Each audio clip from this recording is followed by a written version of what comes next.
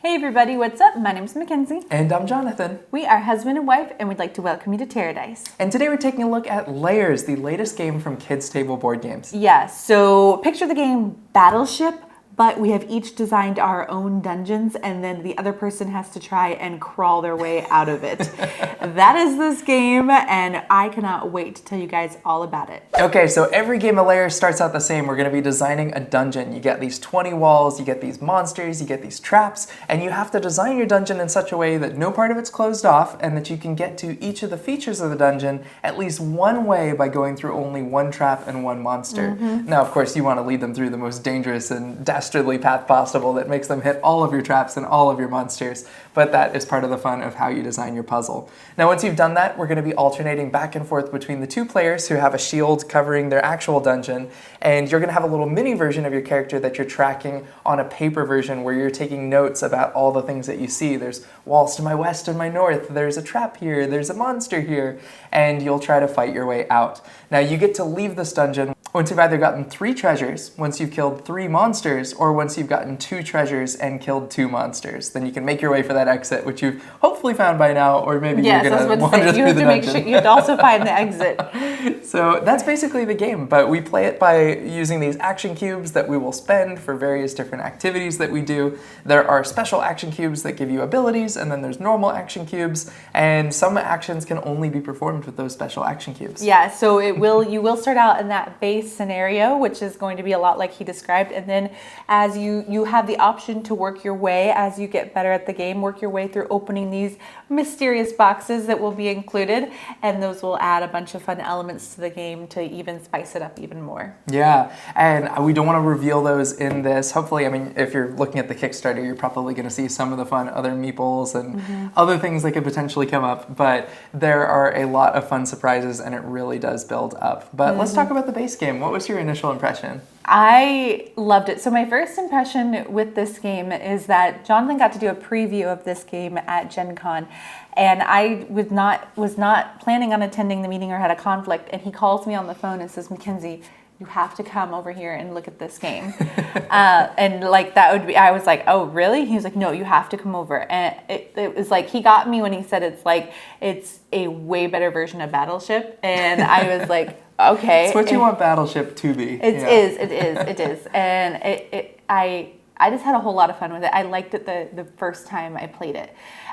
It does take more, what I think is difficult about it is that like Battleship, you cannot check the other person to make sure they're doing it correctly. So you really need to rely that everyone understands the rules at the start and maybe have that rulebook example. Everyone's looking, the two of you are looking at it, so you make sure that both of those dungeons are built correctly. Yeah, that there's a path to everything that only goes through one trap and one monster. Yes. And that every part of the board is accessible. Yes. Yeah. And not all of the pieces, which I was confused about at first, not all the pieces need to line up. You can have those open spaces because there is that wall enclosing you in the entire chamber. But it's fun. It's like a lot. My favorite part is actually building the dungeon itself that you get to do at the beginning of the game. It's like this fun little puzzle I get to create, like, whoo, where's it gonna go? And it's fun because it get like antsy, and you have to kind of have your poker face too, because they might be standing right next to a trap, and you're like, please just move over one spot, or they might be right next to the exit. You're like, no, turn around, don't go away. I mean, I think that part's so fun because everybody has their own personalities. It's like I was creating the most just evil dungeons where like you would. I would be luring you towards a dead end, but like putting traps and monsters in front of it in such a way that like you're like, there must be something there, and you get there and it's a dead end. And then you would just give me like 3 dead ends and like I'm just combing back and forth. Dead end, nothing. A lot of short dead ends. Oh my gosh, that was so annoying. But you really called me out on that last game. Yeah. So Mackenzie had explored the bottom third of my board, and she said, I bet you put all 3 treasures in a line in the top corner, didn't you? And I just could not hold a straight face because that is exactly what I did. He was like, no. That was exactly what I did. It was literally 1, 2, 3 treasures in the top corner.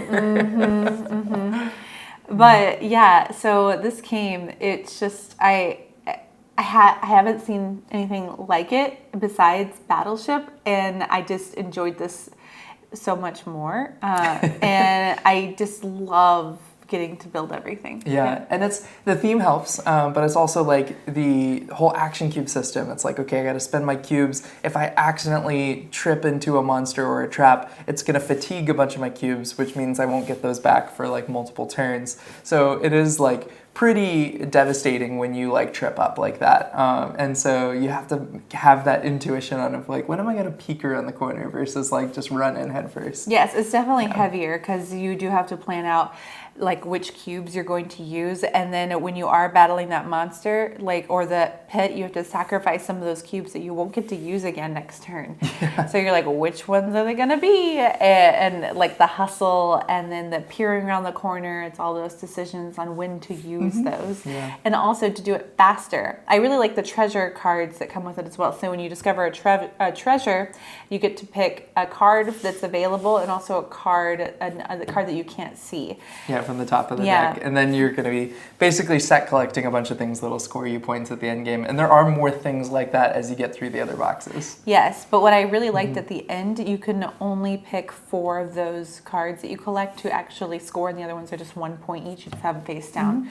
So I like that. I don't usually see a lot of games where you don't just get everything. Yeah, for sure. It makes it harder to like get super lucky and get lots of combos, but also like really makes you want to go for those few combos that work well. I really love Kids Table board games and their parent company, Burnt Island Games.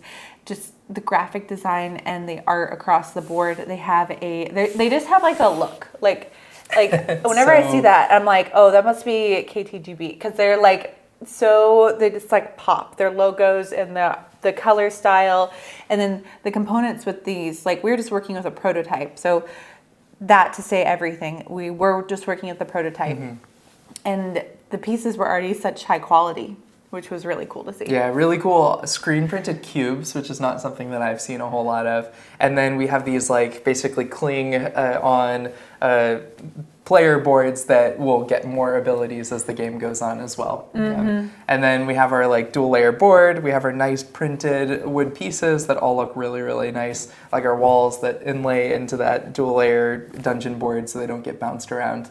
Really, really cool stuff. And it comes with pencils, which is also a plus. At least this one did. Yeah, this one did. But overall, I think this is a fantastic production. I know that they've been working on this game for a while, and I'm really excited to see it up on Kickstarter, and then so everyone else can go and check it out, because I hint this to people a lot when we tell them like, oh, I saw this really cool thing at Gen Con. So I hope you guys get a chance to check it out, and if it's the right game for you, then I hope you all enjoy.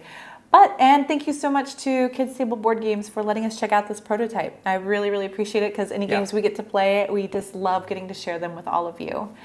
But thank you guys so much for joining us. If you like this video, make sure to like and subscribe, hit that notification bell so you know whenever we put out a new video. And we'll see you next time. Happy playing.